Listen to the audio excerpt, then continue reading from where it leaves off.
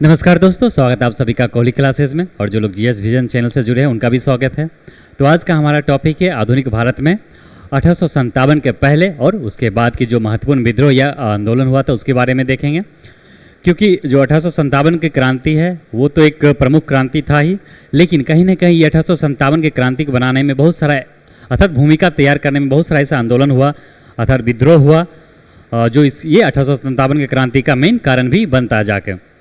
तो देखा जाए तो जो प्रमुख जो विद्रोह किया गया था मोस्ट ऑफ ये आदिवासी लोग के द्वारा किया गया था। आदिवासी लोगों ने काफ़ी महत्वपूर्ण इसमें योगदान निभाया था, जिसमें जो अब सन्यासी विद्रोह क्या कहते हैं, मुंडा विद्रोह हो गया, बिरसा मुंडा संबंधित, फिर हो गया कोल विद्रोह हो गया, ये सब क्या था, संथाल हो गया। ये कहीं ना कहीं क्या जिसमें जो मेजर पोर्शन जो अर्थात जो मेजर जो आंदोलन किया था, विद्रोह किया था अंग्रेजों को स्टार्टिंग में कौन था, आदिवासी लोग के द्वारा ही किया गया था।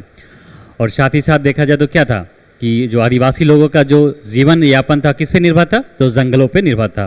तो कहीं ना कहीं जब जंगल पर अधिकार कर शुरू कर दिया अंग्रेज धीरे धीरे करके, जब अपना साम्राज्य विस्तार कर रहा था तो उसके साथ कॉन्फ्लिक्ट हुआ, किसके साथ, आदिवासी के साथ। तो वो लोग सबसे पहले विद्रोह करता है।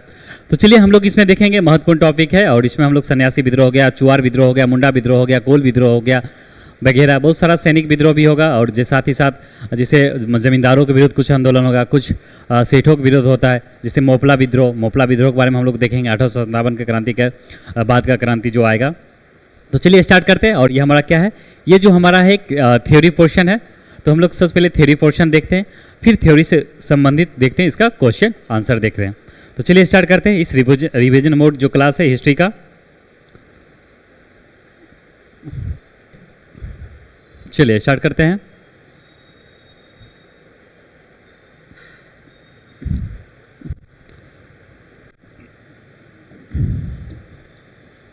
तो देखिए 1857 के विद्रोह के पूर्व महत्वपूर्ण विद्रोह या आंदोलन, ये हेडिंग हो गया।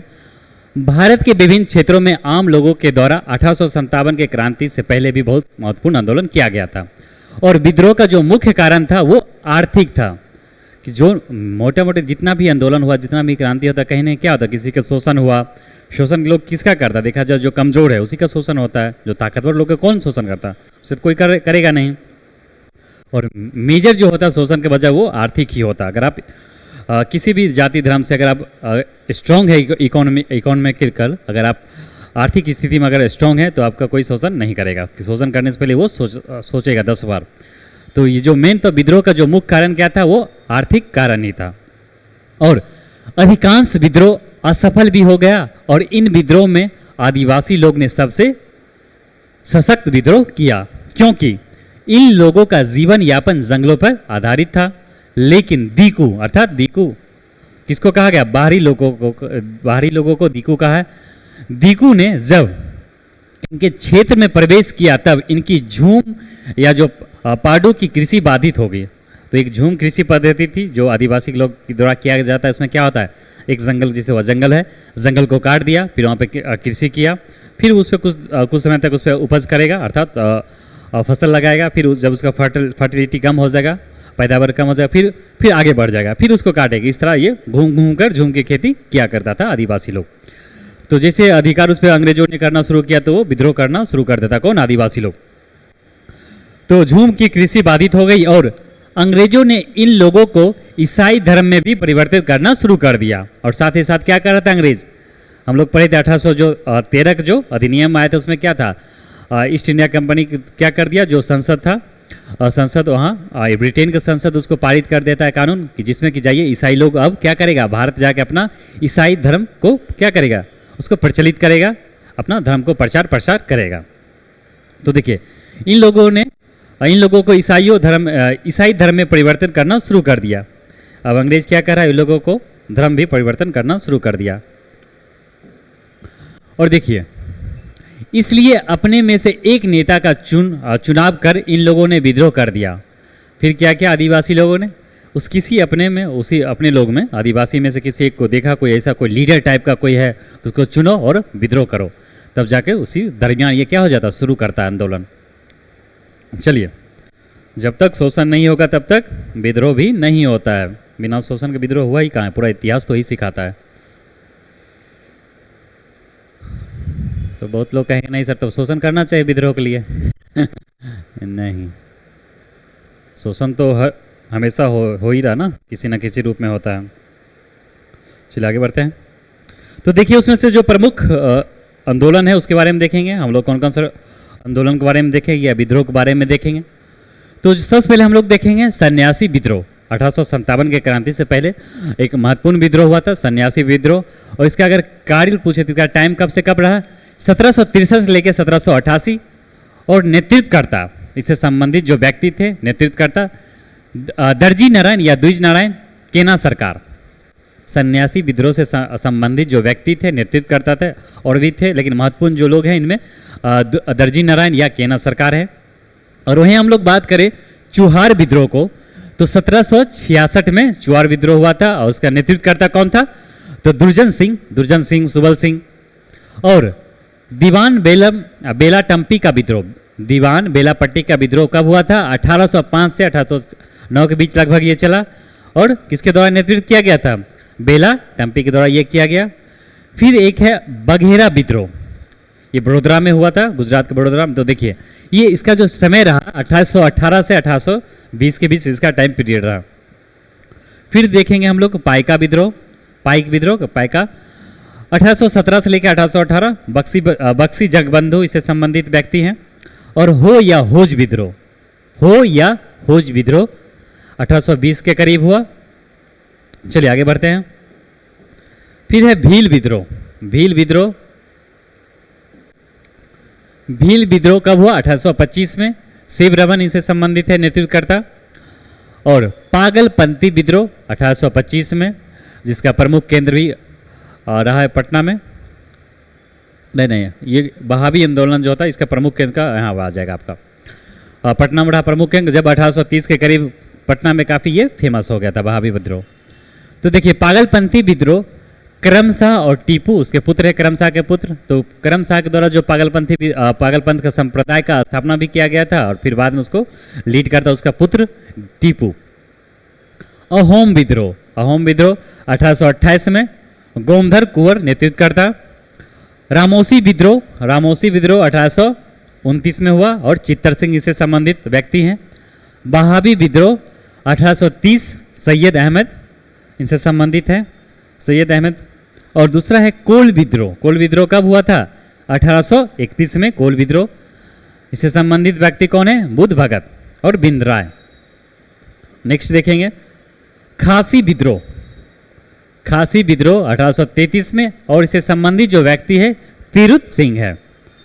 फिर है एक महत्वपूर्ण फैराजी विद्रोह, जो फैराजी है 1838 में हुआ और हाजी सरियतुल्ला दादू इनसे संबंधित है। फिर एक सबसे महत्वपूर्ण अगर देखा जाए तो संथाल विद्रोह, मोस्ट ऑफ एग्जाम में क्वेश्चन संथाल विद्रोह से दिख भी जाता है। ये कब हुआ, 1855-56 में हुआ, जस्ट 1857 के क्रांति से जस्ट जो पहले रिसेंट में जो हुआ था ये संथाल विद्रोह था। और इससे जो संबंधित व्यक्ति है दो भाई, ऐसे चार भाई थे, सिंधु कानू चांद और भैरव। तो चलिए शुरू करते हैं। हम लोग सबसे पहले जो देखेंगे सन्यासी विद्रोह के बारे में। चलिए सन्यासी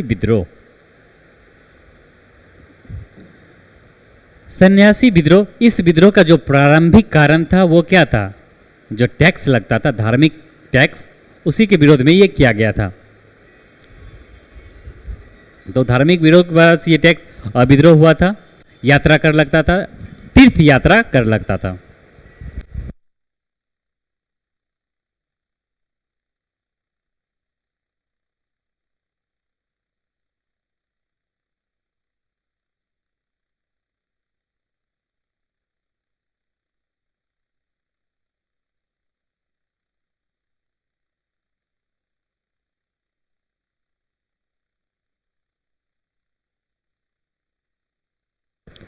तो चलिए सन्यासी विद्रोह का क्या कारण था, तो देखिए जो इसका प्रारंभिक कारण था स्टार्टिंग में ये था धार्मिक, जैसे तीर्थ यात्रा पर टैक्स लगता था उसी के विरोध में ये शुरू किया गया था।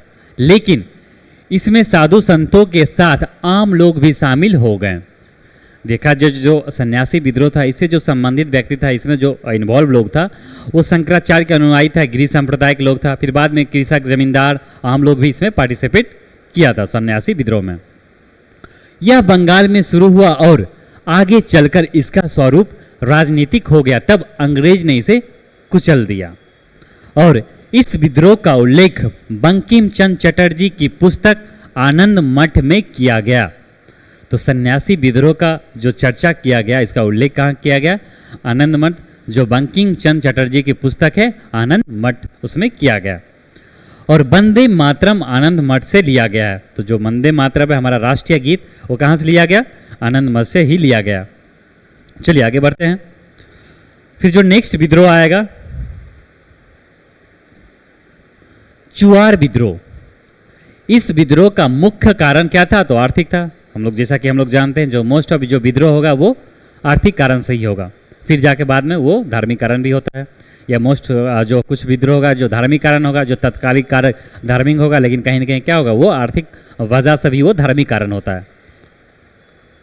तो देखिए, चुआर विद्रोह, इस विद्रोह का मुख्य कारण आर्थिक था और यह बंगाल के मिदनापुर जिला में शुरू हुआ, जो असफल हो गया। नेक्स्ट आंदोलन है दीवान बेलाटम्पी का विद्रोह। ये कहाँ हुआ? तो ये केरल में। तो इसमें मोटा मोटी याद रखिए, जो ये सब विद्रोह जनरली ये तो पूछा नहीं जाता बस इससे संबंधित व्यक्ति को पूछ देता और किस एरिया में ये हुआ था, बस ये याद रखें। हालांकि अगर ईयर याद कर लेंगे तो और बेहतर है। तो देखिए, दीवान बेलाटम्पी का विद्रोह या केरल के त्रवणकोर जार्ज के शासक थे। जब सहायक संधि पर हस्ताक्षर नहीं किया तब अंग्रेजों ने अभियान किया और 1809 में इनको फांसी दे दिया। जो सहायक संधि जो बेलेजली के द्वारा शुरू किया गया था, देखा जाए तो उसको विस्तार किया, देखा जाए तो सहायक संधि डुप्ले ही ने शुरू किया था, डुप्ले। लेकिन जिसका विस्तार रूप दिया था ये कौन दिया था? बेलेजली दिया था। तो जैसे ये दीवान जो था, ये राजा शासक जो था केरल का त्रवणकोर राज के शासक बेलाटम्पी, ये सहायक संधि पर हस्ताक्षर नहीं करता। अब नहीं किया तो भाई उसका हर्जाना तो भुगतना पड़ेगा। उस पर अभियान कर देता है, अटैक कर देता है और 1809 में इसको क्या कर देता है? इसको फांसी भी दे देता है। चलिए आगे बढ़ते हैं। फिर है बाघेरा विद्रोह। बाघेरा विद्रोह, यह विद्रोह गुजरात के बड़ौदा में शुरू हुआ था, जिसको सरकार ने दबा दिया। नेक्स्ट है पाइक विद्रोह, जिसको पाइका विद्रोह भी कहा जाता है। तो पाइक विद्रोह, यह विद्रोह उड़ीसा के क्षेत्र में प्रारंभ हुआ, जो सफल नहीं रहा। तो पाइका विद्रोह कहाँ हुआ? उड़ीसा में हुआ, याद रखिएगा। चलिए आगे बढ़ते हैं। हो या होज विद्रोह।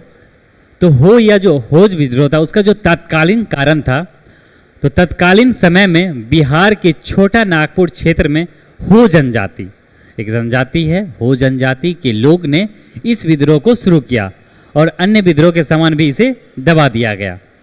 तो हो विद्रोह कहाँ हुआ? ये बिहार के छोटा नागपुर में हुआ, जो अभी वर्तमान में झारखंड में पड़ता है। चलिए आगे बढ़ते हैं। और नेक्स्ट एक विद्रोह है भील विद्रोह। तो देखिए भील विद्रोह, तो भील विद्रोह मध्य भारत के क्षेत्र में भील जनजाति के लोग ने बाहरी लोगों के प्रवेश के कारण इस विद्रोह को प्रारंभ किया, जो असफल रहा। तो क्योंकि जो इसके जंगल पे कौन क्या बाहरी लोग आ रहा था, मतलब बाहरी लोग उसमें घुस रहा था इसके जंगलों में, और आदिवासी लोग का जो पूरा जो उसका जीवन या उस आधारित था किस पे था? तो जंगल पे ही था। तो कहीं ना कहीं इसको दिक्कत हो रहा था भाई, तो ऑटोमेटिक ये लोग विद्रोह किया। चलिए, और मोतीलाल तेजावत, मोतीलाल तेजावत ने भी भील, गरसीथा और जनजाति को एक मिनट, मोतीलाल तेजावत ने भी भील, गरसीथा जनजाति को अत्याचार से मुक्त कराने के लिए बनवासी संघ की स्थापना किया। तो यहाँ से मोस्ट इंपॉर्टेंट क्या निकला? बनवासी संघ की स्थापना किसने किया? तो मोतीलाल तेजावत ने। और आदिवासियों का मसीहा कहा जाता है, किसे कहा जाता है? आदिवासियों का मसीहा कहा जाता है, किसे? मोतीलाल तेजावत को कहा जाता है। चलिए आगे बढ़ते हैं। अब देखिए एक नेक्स्ट है जो विद्रोह किया गया आंदोलन, पागलपंथी विद्रोह।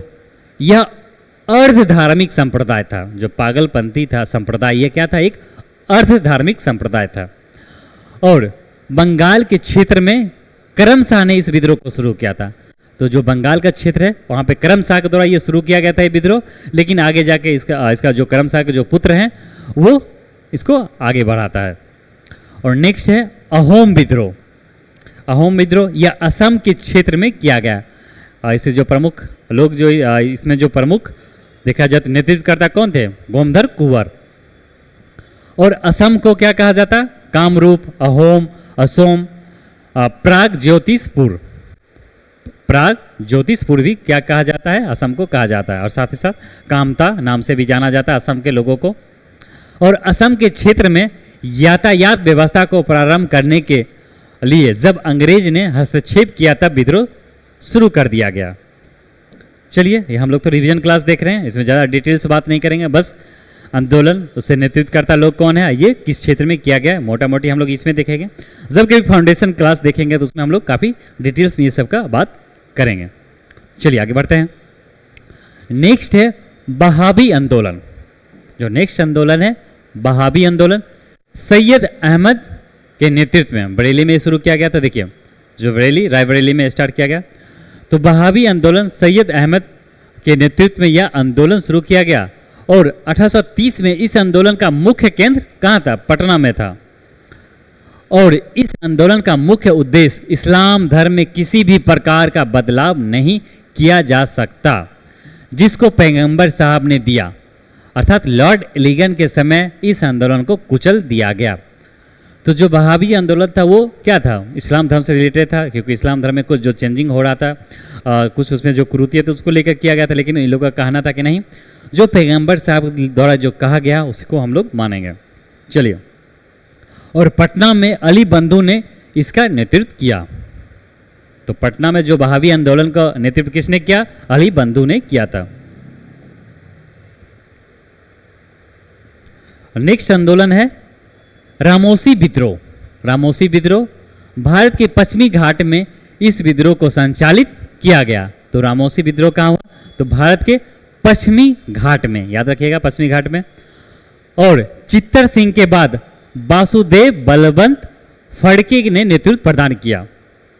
तो इससे जो रामोसी विद्रोह से जो संबंधित व्यक्ति है, एक तो चित्तर सिंह है और दूसरा वासुदेव बलवंत फड़के हैं। ये सब महाराष्ट्र के एरिया में ये लोग नेतृत्व कर रहे थे।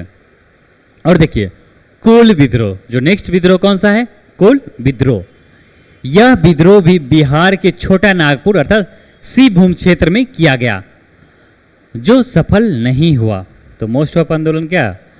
जो सफल नहीं है, एक दो आंदोलन सफल होगा। चलिए आगे बढ़ते हैं। खासी विद्रोह। तो खासी विद्रोह वर्तमान में मेघालय के क्षेत्र में यह विद्रोह हुआ जब अंग्रेजों ने इस क्षेत्र में सर्वेक्षण का कार्य शुरू किया। खामटी, याद रखिएगा ये जनजाति है, खामटी और सिंहपो जनजाति ने मिलकर यह आंदोलन चलाया था। तो खासी विद्रोह से जो जुड़ा हुआ आदिवासी है, कौन सा आदिवासी? तो देखिए, खामटी और सिंहपो जनजाति मिलकर ने यह आंदोलन को चलाया था। ठीक है, चलिए आगे बढ़ते हैं।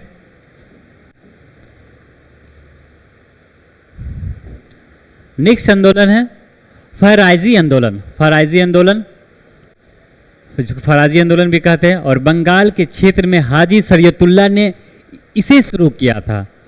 तो फराजी आंदोलन को किसने शुरू किया था? बंगाल के क्षेत्र में हाजी शरीयतुल्लाह ने शुरू किया था फराजी आंदोलन को। इसके बाद इनके पुत्र दादू मियाँ ने नेतृत्व प्रदान किया था। दादू मियाँ ने फराजी आंदोलन को आगे जाके फिर नेतृत्व किया था।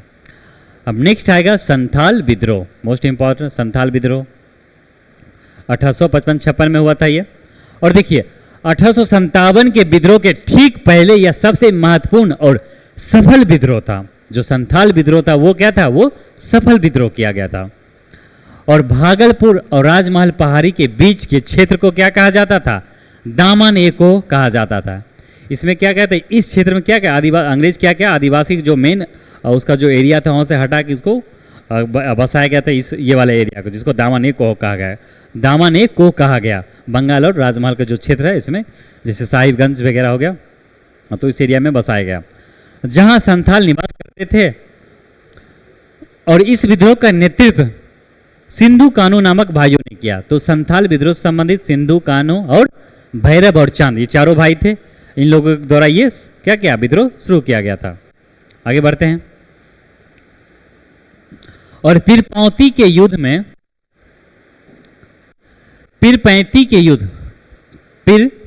युद्ध में संथालों ने मेजर बारो को पराजित कर दिया।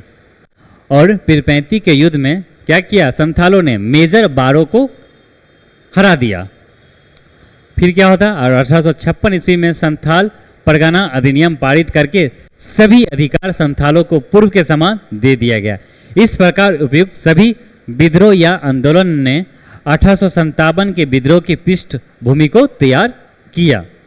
तो ये सारा आंदोलन मिला, बहुत सारा क्या लोगों के अंदर आक्रोश, कहीं ना कहीं कुछ अलग अलग मुद्दा में हो रहा था, कुछ धार्मिक वजह था, कुछ आर्थिक वजह था। तो कुल मिला के देखा जाए तो क्या था, अब साथ ही साथ कुछ राजा महाराजा का भी ऐसा विषय था, क्योंकि राजा महाराजा के साथ क्या करता अंग्रेज, पहले तो उसके साथ दोस्ताना नीति अपनाया सहायक संधि के थ्रू, फिर धीरे धीरे उसको भी धीरे धीरे उसका पता साफ करना शुरू कर दिया। तब क्या उसका भी आक्रोश हुआ, लोग का भी दिक्कत हो रहा था। तो आम लोग के द्वारा, आदिवासी के द्वारा ये सब, और साथ राजा महाराजा के द्वारा भी ये सब मिलके क्या किया गया, लास्ट में जाके एक देखा जाए तो क्या होता है, एक कहीं ना कहीं 1857 का जो था बैकग्राउंड ये तैयार कर रहा था ये सारा आंदोलन। और तब जाके जो 1857 का जो क्रांति होता है, तब यह क्रांति होता है। उस समय जो 1857 का जो क्रांति का जो तत्कालिक कारण होगा वो क्या होगा, धार्मिक कारक होगा। उसे हम लोग देखेंगे, आगे देखेंगे। तो भी हम लोग देख लेते थोड़ा 1857 के बाद का जो महत्वपूर्ण कुछ आंदोलन है या विद्रोह, क्योंकि 1857 का एक सेपरेट वीडियो रहेगा। इसमें हम लोग देख लिए, पहले क्या देखें 1857 के पूर्व और 1857 के जो बाद का महत्वपूर्ण आंदोलन या विद्रोह। चलिए देखते हैं नेक्स्ट। तो देखिए 1857 की क्रांति के बाद आंदोलन और विद्रोह का सिलसिला जारी रहा, और भले ही यह सीमित पैमाने पर किया गया, और लेकिन मतलब भले ही यह सीमित पैमाने पर किया गया 1857 जब क्रांति हुआ तो उसके बाद भी होता रहा आंदोलन कहीं ना कहीं, लेकिन ये सीमित एरिया में रहा या सीमित रूप में है, लेकिन इसका प्रभाव रहा और सीमित रहा। आंदोलन और विद्रोह के माध्यम से अंग्रेज सरकार के विरुद्ध अपनी भावनाओं को प्रदर्शित किया गया, जिसका वर्णन निम्नलिखित है। तो चलिए देखते हैं 1857 के क्रांति के जो बाद हुआ था क्रांति, उसके बारे में। तो एक सबसे महत्वपूर्ण आंदोलन हुआ था जस्ट बाद 1857 के क्रांति के जो जस्ट बाद हुआ था वो था नील आंदोलन। कब हुआ नील आंदोलन? 1859-60 के बीच में हुआ था, और बंगाल के क्षेत्र में नादिया जिला के गोविंदपुर गांव से इस आंदोलन की शुरुआत हुई थी, नील आंदोलन की। और विष्णु विश्वास और दिगंबर विश्वास ने इस आंदोलन का नेतृत्व किए थे, और यह आंदोलन नील की खेती के विरुद्ध किया गया था।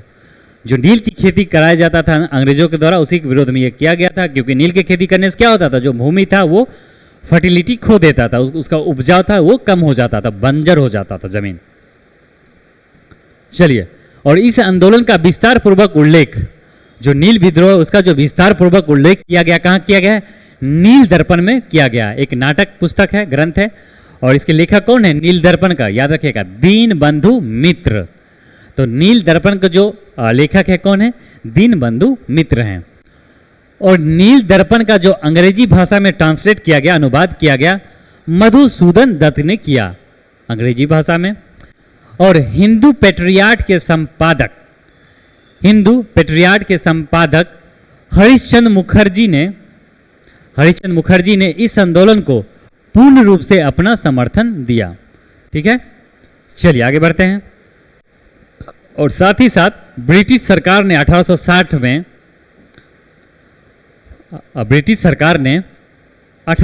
में इस समस्या को सुलझाने हेतु नील आयोग का गठन किया गया। तो देखिए, नील आंदोलन हुआ तो उसके लिए क्या किया गया? नील आयोग का गठन किया गया था। कब? 1860 में किया गया। नील आयोग का गठन किया गया 1860 में, और इस आयोग के रिपोर्ट के आधार पर नील की खेती को प्रतिबंधित कर दिया गया। और आयोग ने अपना जैसे रिपोर्ट दिया, तब जाके इसको क्या कर दिया? नील की जो खेती था उसको प्रतिबंधित अर्थात रोक दिया गया। और 1857 के विद्रोह के ठीक बाद यह सबसे महत्वपूर्ण और सफल आंदोलन था। चलिए आगे बढ़ेंगे। जो नेक्स्ट आंदोलन है वो कूका आंदोलन। कूका आंदोलन, तो देखिए जो कूका आंदोलन है ये पंजाब में हुआ था, पंजाब का जो क्षेत्र था उस एरिया में हुआ था। और इसका जो मेन वजह था इस आंदोलन का, इसमें क्या था? जो सिख धर्म में जो कुछ कुरीतियां था, धार्मिक कुरीतियां जो आ गया, कुछ उसमें बुराइयां आ गया, उसी को दूर करने के लिए ये आंदोलन को शुरू किया गया था, कूका आंदोलन।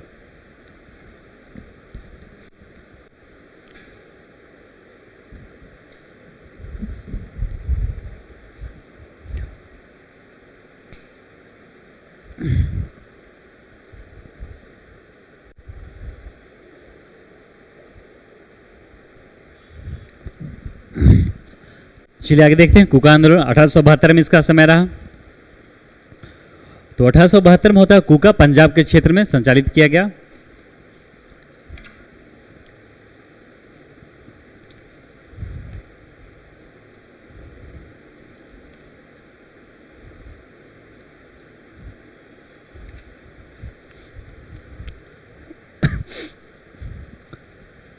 पंजाब के क्षेत्र में संचालित किया गया कूका विद्रोह, और इसके प्रवर्तक कौन थे? भगत जवाहर मल।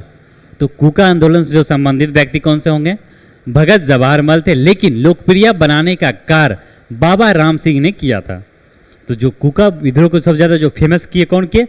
बाबा राम सिंह ने किया। और 1885 में इनको गिरफ्तार कर रंगून भेज दिया गया, और इस प्रकार यह विद्रोह असफल रहा। चलिए आगे बढ़ते हैं। नेक्स्ट है पाबना विद्रोह। तो देखिए, पाबना विद्रोह 1873 से 76 के बीच में हुआ, और यह विद्रोह भी बंगाल के क्षेत्र में संचालित किया गया। तो जो पाबना विद्रोह वो कहाँ किया गया? ये भी बंगाल के क्षेत्र में किया गया। और यह विद्रोह अंग्रेजी सरकार के खिलाफ नहीं, बल्कि जमींदारों के खिलाफ किया गया था। और यूसुफ सराय नामक स्थान पर कृषक संघ की स्थापना कर यूसुफ सराय नामक स्थान पर कृषक संघ की स्थापना कर शंभू पाल और ईशान चंद्र राय के नेतृत्व में, तो देखिए यूसुफ सराय नामक स्थान पर कृषक संघ की स्थापना किया गया, और शंभू पाल और ईशान चंद्र राय के नेतृत्व में यह आंदोलन चलाया गया। और इस आंदोलन के क्रम में महत्वपूर्ण कथन था, और इसी आंदोलन में एक महत्वपूर्ण कथन क्या था? हम महामहिम के रैयत होकर रहना चाहते हैं, जमींदारों का नहीं। अर्थात कि अब हम हैं क्या? जमींदारों को क्या करेंगे? टैक्स नहीं देंगे, हम डायरेक्ट किन्हें टैक्स देंगे? तो हम डायरेक्ट टैक्स देंगे किन्हें? तो महामहिम को देंगे, मतलब ब्रिटिश जो क्राउन था उन्हें देंगे। तो ये कथन इसी में कहा गया था, पाबना विद्रोह में कहा गया था।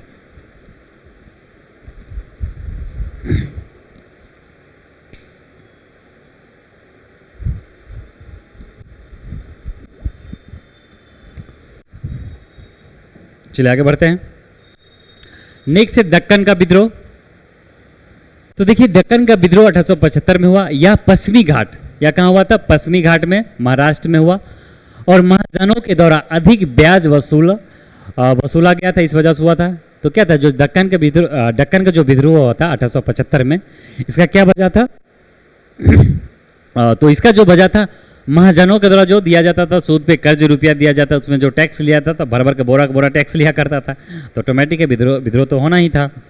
तो देखिए, बहुत सारा ऐसा वजह है कि लोग क्या, एक तो अंग्रेज तो शोषण कर ही रहा था, साथ साथ ही सेठ लोग के द्वारा, महाजनों के द्वारा किसान लोग पे काफ़ी ज़्यादा ये लोग का क्या शोषण कर रहा था, टैक्स बढ़ा देता था, एक कर्ज लेता था। जैसे किसान क्या किया? किसानी खेती किया, उसका पैदावार अच्छा नहीं हुआ, एक तो अंग्रेज फिर भी टैक्स लेगा। अब उस टैक्स को चुकाने के लिए कर्ज लिया करता था सेठ लोग का, और सेठ लोग क्या करता था? कर्ज में बहुत ज़्यादा वो ब्याज लेता था, इस वजह से यह सब आंदोलन हुआ। तो देखिए, दक्कन का विद्रोह 1875 में हुआ, ये पश्चिमी घाट में हुआ, महाराष्ट्र में। तो बस याद रखिए, दक्कन का विद्रोह 1875 में पश्चिमी घाट महाराष्ट्र के क्षेत्र में हुआ। इसका क्या वजह था? तो महाजनों के द्वारा अधिक ब्याज लिया जाता था, इस वजह से हुआ। और इसी में क्या होता है? तो देखिए, बंगाल किराएदारी, तो बंगाल टेनेंसी अधिनियम 1885 में पारित किया गया था, ये हिंदी में लिखा हुआ। मुंडा विद्रोह, आप देखिए एक महत्वपूर्ण विद्रोह है, मुंडा विद्रोह। मुंडा विद्रोह 1899 से 1900 के बीच में हुआ। इस विद्रोह का जन्मदाता बिरसा मुंडा थे। तो मुंडा विद्रोह किसके नेतृत्व में हुआ? तो बिरसा मुंडा के नेतृत्व में हुआ। मुख्य केंद्र क्या था? तो देखिए, मुंडा विद्रोह का जो मुख्य केंद्र था रांची तथा उसके आसपास का क्षेत्र था। और इस विद्रोह को क्या कहा जाता? उल गुलान कहा जाता। तो मुंडा विद्रोह को कहा जाता उल गुलान विद्रोह कहा जाता। ये क्वेश्चन आ चुका है बीपीएससी में। उल गुलान विद्रोह किसे कहा जाता है? तो मुंडा विद्रोह को कहा जाता है। और जिसका अर्थ क्या होता है? जिसका अर्थ होता है, उल गुलान का अर्थ होता है महान हलचल। उल गुलान का क्या अर्थ होता है? महान हलचल। और बिरसा मुंडा का जन्म कब हुआ? 1874 में रांची के तमाड़ थाना के उली हातू या चलाखंड गांव में हुआ। चलाखंड खंड गांव में हुआ। तो बिरसा मुंडा का जन्म कहाँ हुआ? 1874 में रांची के तमाड़ थाना के उलीहातू या चलाखद गांव में हुआ। और इनको गुरु का नाम अंगद पांडे था, और इनके जो गुरु था उनका क्या नाम था? अंगद पांडे। तो बिरसा मुंडा का जो गुरु थे उनका क्या नाम था? अंगद पांडे था। और इन्होंने 1895 में स्वयं को ईश्वर का दूत घोषित कर दिया। तो बिरसा मुंडा ने क्या अपने आप को घोषित किया कि हम ईश्वर के दूत हैं, जिसे ईसा मसीह में क्राइस्ट चर्च अपने आप को क्या ईश्वर का दूत कहा। तो ईश्वर को दूत घोषित कर दिया कब? 1895 में। और अंग्रेजी सरकार ने अपनी पूर्ण शक्ति लगाकर इस विद्रोह को कुचल दिया और बिरसा मुंडा को 3 फरवरी 1900 ईस्वी को चक्रधरपुर से इनको गिरफ्तार किया और रांची जेल में कैद कर दिया, जहां 1900 ईस्वी में इनकी मृत्यु हो गई। तो देखिए बिरसा मुंडा को कब गिरफ्तार किया गया? 3 फरवरी 1900 को, और इनको रांची के जेल में कैद कर दिया गया। और इन्हें सिंह बोगा की पूजा, और इन्होंने क्या किया? सिंह बोगा की पूजा और आत्म शुद्धि पर ध्यान देने का उपदेश दिया था। तो बिरसा मुंडा ने क्या कहा? सिंह बोगा को पूजा कीजिए, और आत्म शुद्धि इनके द्वारा चलाया गया था। और साथ ही मदिरा पान पर भी रोक लगा दिया गया। इन्होंने क्या कहा? मदिरा पान पे अनुरोध किया कि आप लोग मदिरा क्या शराब वगैरह मत पीजिए। चलिए आगे बढ़ते हैं।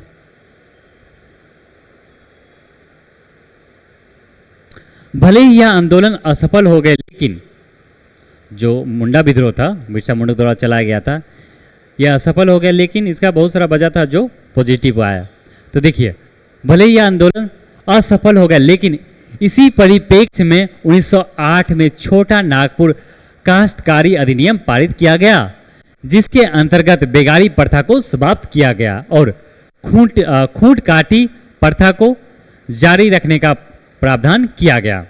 तो देखा जाए तो जो मुंडा विद्रोह था, भले ही यह सफल हुआ, लेकिन उस मुंडा विद्रोह के वजह से ही जो 1909 में छोटा नागपुर काश्तकारी अधिनियम को पारित किया गया, जिसके अंतर्गत क्या किया? बेगारी प्रथा को भी समाप्त किया गया और साथ ही साथ खूंट काटी प्रथा को भी जारी रखने का प्रावधान किया गया। नेक्स्ट देखेंगे, टाना भगत आंदोलन 1914 में हुआ। टाना भगत आंदोलन 1914 में, यह आंदोलन उराव गति द्वारा बिहार में जतरा भगत के नेतृत्व में चलाया गया था। और यह आंदोलन गांधी जी के आंदोलन से मिलता जुलता आंदोलन है, और इस आंदोलन में हिंसा की गुंजाइश नहीं था। तो जो टाना भगत आंदोलन था 1914 का, ये गांधी जी की तरह ही मिलता जुलता आंदोलन, जिस तरह गांधी जी अपना आंदोलन किया करते थे, उसमें कोई हिंसा नहीं हुआ करता था। उनका कहना था अगर हिंसा करोगे तो हम आंदोलन बंद कर देंगे। तो उसी टाइप ये मिलता जुलता एक आंदोलन था। और ये देखिए आंदोलन उड़ाव गति द्वारा बिहार में जतरा भगत के नेतृत्व में चलाया गया था, और यह आंदोलन आगे चलकर क्या होता है? गांधी जी के आंदोलन से ये मिल जाता है। फिर है उत्तर प्रदेश का किसान आंदोलन। तो उत्तर प्रदेश में किसानों द्वारा आंदोलन किया गया था 1918 से 20 के बीच में। उत्तर प्रदेश में 1918 में गौरी शंकर मिश्र, द्विज नारायण झा और मदन मोहन मालवीय के सहयोग से किसान सभा का गठन किया गया। तो देखिए उत्तर प्रदेश जो किसान आंदोलन हुआ था 1918-20 में, इसमें कौन कौन से लोग संबंधित हैं? तो देखिए 1918 में गौरी शंकर मिश्र, द्विज नारायण झा, मदन मोहन मालवीय के सहयोग से किसान सभा का गठन किया गया। लेकिन इस आंदोलन में तेजी उस समय आया जब बाबा रामचंद्र इस आंदोलन से जुड़ गए। तो जो उत्तर प्रदेश किसान आंदोलन है, तो इसमें सबसे जो ज़्यादा तेजी आया कब आया? जब बाबा रामचंद्र इस आंदोलन से जुड़े, तब आया तेजी। चलिए आगे बढ़ते हैं। बाबा रामचंद्र के सहयोग से 1920 में प्रतापपुर में अवध किसान सभा का गठन किया गया। तो देखिए 1920 में प्रतापपुर में अवध किसान सभा का गठन किया गया बाबा रामचंद्र के सहयोग से, और इन्हीं के द्वारा उत्तर प्रदेश में किसान आंदोलन को संचालित किया गया। उत्तर प्रदेश में सीतापुर, हरदोई और बहराइच में मदार पासी के नेतृत्व में एका आंदोलन को संचालित किया गया था। तो एका आंदोलन अवध के क्षेत्र से संबंधित है। और देखिए मोपला विद्रोह 1921 में एक महत्वपूर्ण आंदोलन है। मोपला विद्रोह अक्सर एग्जाम में आते हैं ये क्वेश्चन यहाँ से।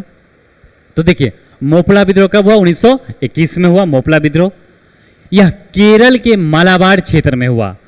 अली मुसलियार नामक व्यक्ति ने आंदोलन को संचालित किया और इस विद्रोह में रैयत वर्ग जो इस विद्रोह में जो रैयत थे, किसान वर्ग, वो मुस्लिम थे और जमींदार वर्ग हिंदू थे। प्रारंभ में गांधी जी ने भी समर्थन किया, लेकिन जब इसका स्वरूप आर्थिक से बदलकर धार्मिक हुआ और सांप्रदायिक रूप ग्रहण कर लिया, तब गांधी जी ने अपना हाथ पीछा ले लिया, अपना जो समर्थन था इस आंदोलन से वापस ले लिया। शुरू में इसमें जो रैयत लोग थे, जो किसान लोग थे, ये मुस्लिम वर्ग के लोग थे, लेकिन जो जमींदार वर्ग के लोग जो इसमें थे वो हिंदू थे। तो पहले तो ये आर्थिक वजह से हुआ, लेकिन धीरे धीरे ये स्वरूप किसका ले लिया? ये सांप्रदायिक रूप ले लिया। फिर जब सांप्रदायिक रूप ले लिया तो गांधी जी ने क्या किया? अपना जो सपोर्ट था वो वापस ले लिया। चलिए बिहार किसान आंदोलन गांधी जी ने 1917 में सफल चंपारण सत्याग्रह का संचालन किया था और चंपारण सत्याग्रह के दौरान पटना लॉन या बांकीपुर मैदान का नाम गांधी मैदान 1918 में हो गया। तो जो गांधी मैदान अभी है जो पटना का, उसका पहले क्या नाम था? उसका नाम था पटना लॉन या बांकीपुर मैदान। उसी का नाम 1918 में क्या हो गया? गांधी मैदान हो गया। और जनवरी 1918 में गांधी जी ने इस मैदान से लोगों को संबोधित किया था। इसी वजह से गांधी जी ने संबोधित किया एक विशाल जनसभा को, तभी से इस मैदान का नाम पड़ गया गांधी मैदान। बिहार में किसान आंदोलन के सरप्रमुख नेता स्वामी सहजानंद, जो सबसे प्रमुख नेता थे बिहार किसान आंदोलन से, स्वामी सहजानंद सरस्वती। और 1929 में बिहार प्रदेशी किसान सभा का गठन किया गया और बिहटा में एक विशाल किसान सम्मेलन का भी आयोजन किया गया था। और स्वामी सहजानंद सरस्वती ने अखिल भारतीय संयुक्त किसान सभा का भी गठन किया था। और इनका लेख है, स्वामी सहजानंद सरस्वती का एक लेख है हुंकार, याद रखिएगा। हुंकार जो लेख है ये किनका है? स्वामी सहजानंद सरस्वती का, जो प्रकाशित होता था। मोहम्मद जुबैर हुसैन और श्री कृष्ण सिंह ने मुंगेर में किसान सभा का गठन किया था। तो मोहम्मद जुबैर हुसैन और श्री कृष्ण सिंह ने मुंगेर में किसान सभा का गठन किया था और श्री कृष्ण सिंह को बिहार केसरी भी कहा जाता है। और 1936 में लखनऊ में अखिल भारतीय किसान सभा का प्रथम अध्यक्ष भी स्वामी सहजानंद सरस्वती को बनाया गया था। तो जो 1936 में लखनऊ में अखिल भारतीय किसान सभा का प्रथम अध्यक्ष किसे बनाया गया? स्वामी सहजानंद सरस्वती को बनाया गया था। चलिए ठीक है दोस्तों, आगे बढ़ते हैं। तेभागा आंदोलन 1946 में। तो देखिए आज़ादी के ठीक पहले यह सबसे महत्वपूर्ण आंदोलन था। बंगाल के क्षेत्र में इस आंदोलन को संचालित किया गया और भुवन सिंह और कंपाराम सिंह ने इस आंदोलन का नेतृत्व प्रदान किया। तो तेभागा आंदोलन 1946 में किया गया था आज़ादी से ठीक पहले। तो इससे संबंधित कौन व्यक्ति है? भुवन सिंह और कंपाराम। और ये कहाँ हुआ? बंगाल के क्षेत्र में हुआ था आंदोलन। चलिए आगे बढ़ते हैं।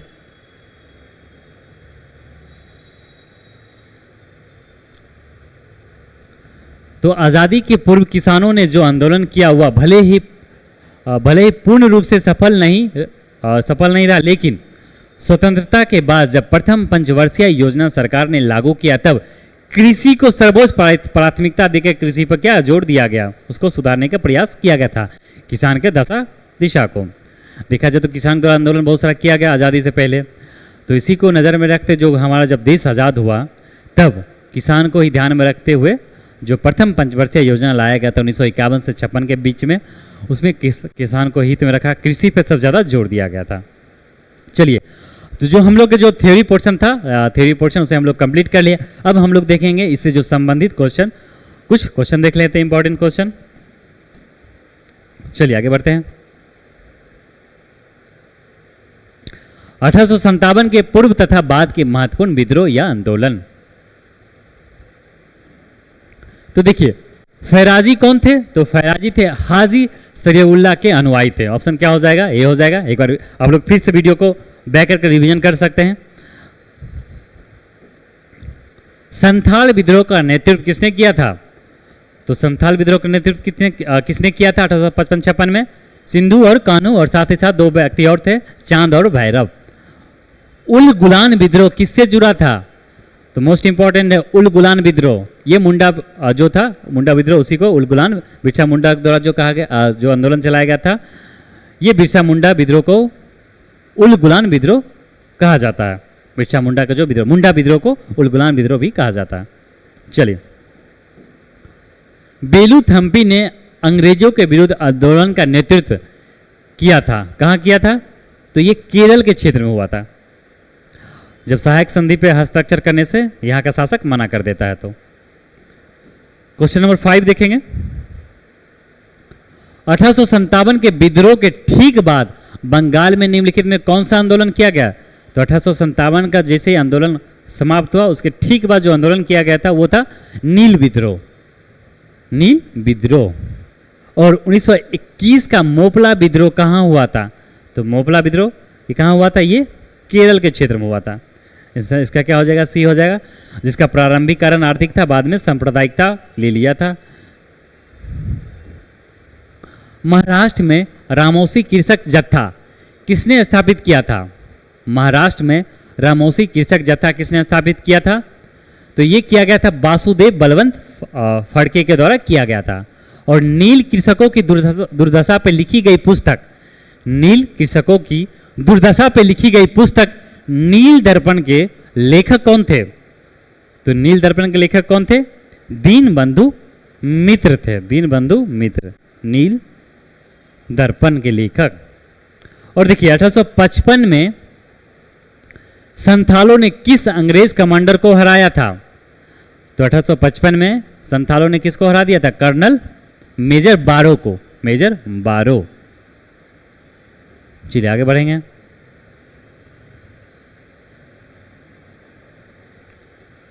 Question number 10। जनजातीय लोगों के संबंध में आदिवासी शब्द का प्रयोग किया गया था। तो जनजातीय लोगों के बारे में जो आदिवासी शब्द दिया गया किसके द्वारा? ये ठक्कर बप्पा के द्वारा दिया गया आदिवासी। और यहीं अगर हम लोग देख लें थोड़ा सा, महात्मा गांधी ने दलितों को क्या नाम दिए थे? हरिजन। और बी.आर. अम्बेडकर दलित को क्या बोले थे? अछूत। चलिए आगे बढ़ते हैं। और ज्योतिबा फुले के एक महत्वपूर्ण एक लेख है, पुस्तक है गुलामगिरी। पढ़िएगा, काफ़ी शानदार बुक है गुलामगिरी। सत्यशोधक समाज का स्थापना इन्होंने किया था 1873 में। रामोसी विद्रोह सही रूप में किस भौगोलिक इलाके में हुआ था? तो रामोसी कहाँ हुआ था? ये हुआ था पश्चिमी घाटी में हुआ था, पश्चिमी घाटी में।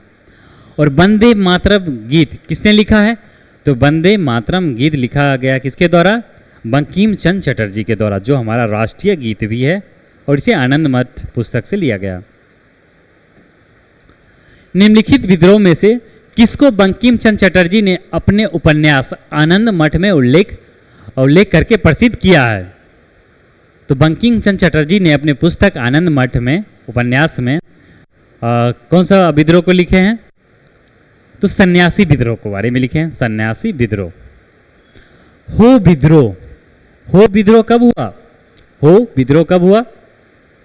तो हो विद्रोह हुआ था 1820-21 में हुआ हो विद्रोह। अंग्रेजों के विरुद्ध भीलों द्वारा क्रांति प्रारंभ की गई।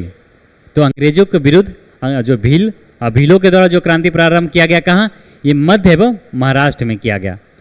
इसका आंसर क्या हो जाएगा? ये हो जाएगा। चलिए आगे बढ़ते हैं। मुंगेर के बरहिया ताल विरोध का उद्देश्य क्या था? तो मुंगेर के बरहिया ताल का विद्रोह का जो उद्देश्य था, यह था बकास्त भूमि की वापसी की मांग। बकास्त भूमि, जो भूमि अक्सर जमींदारों द्वारा या शासकों वर्ग द्वारा रखा जाता था पर्सनल यूज के लिए, इसी को बकास्त भूमि कहा जाता है। मानव बलि प्रथा का निषेध करने के कारण मानव बलि प्रथा का निषेध करने के कारण अंग्रेजों के विरुद्ध विरोध करने वाले जनजाति का नाम है।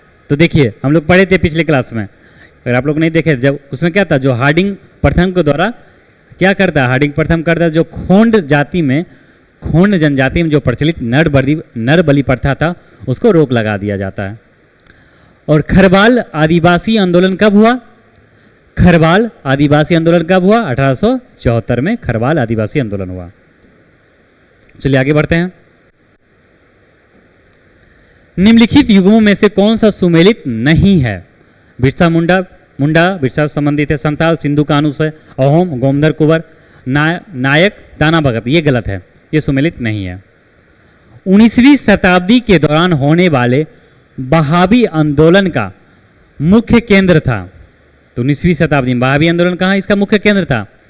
ये पटना में था, 1830-31 के आसपास इसका जो प्रमुख केंद्र था ये पटना में था। कोल विद्रोह 1831-32 का नेतृत्व किसने किया था? कोल विद्रोह। तो ये कोल विद्रोह किसके द्वारा किया गया था? ये किया गया था बुद्ध भगत के द्वारा किया गया था। बुद्ध भगत के द्वारा क्या किया गया? कोल विद्रोह किया गया था। ठीक है, चलिए आगे बढ़ते हैं।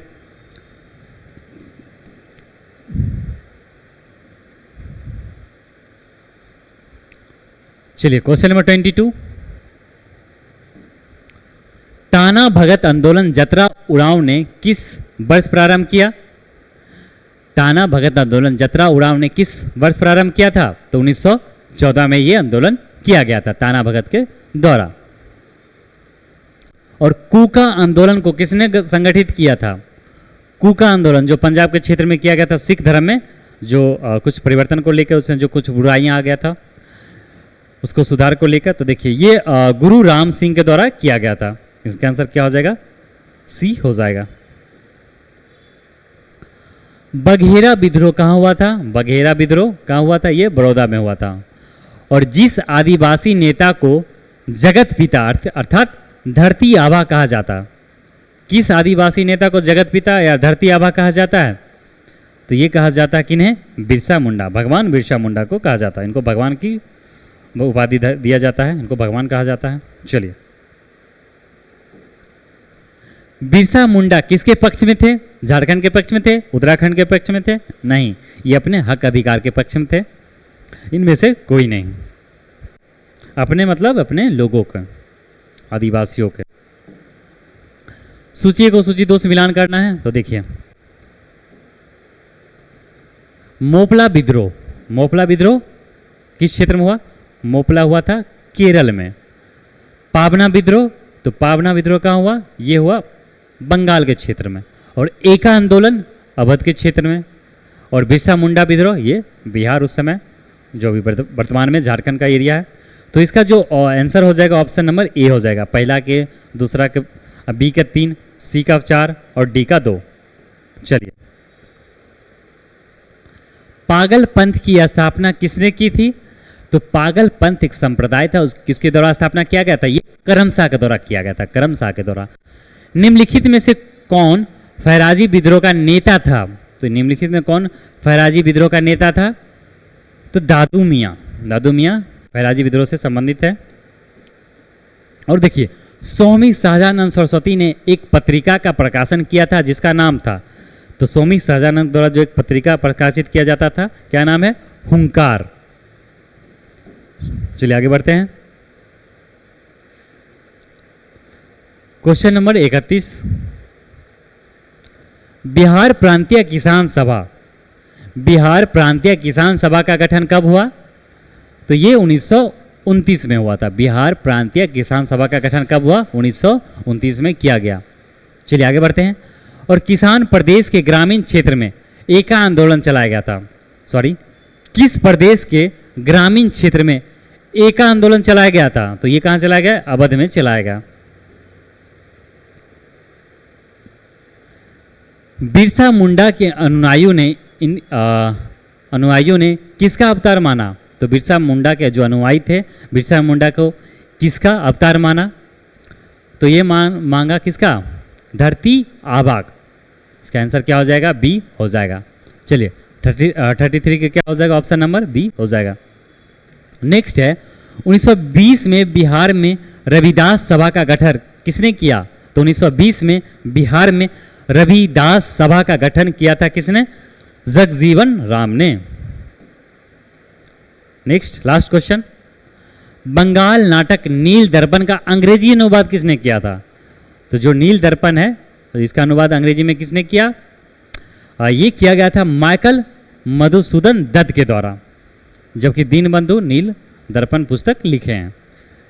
ठीक है, तो जो हमारा जो इम्पोर्टेंट जो सेशन था, ये आज हम लोग जो टॉपिक देखे हैं 1857 की क्रांति के पहले के कुछ प्रमुख आंदोलन, 1857 के बाद जो महत्वपूर्ण आंदोलन था उसके बारे में देखें, और इससे संबंधित जो कुछ क्वेश्चन था 20-30 उसे देख लिए। ठीक है दोस्तों, वीडियो अच्छी लगी तो आप लोग जरूर लाइक कीजिएगा, और अगर आप चैनल पे नए हो तो चैनल को जरूर सब्सक्राइब कर लें, और वीडियो को लाइक करें, अपने दोस्तों को शेयर कर दें। मिलते हैं हम लोग अगले वीडियो में, तब तक लिए आप सभी का धन्यवाद।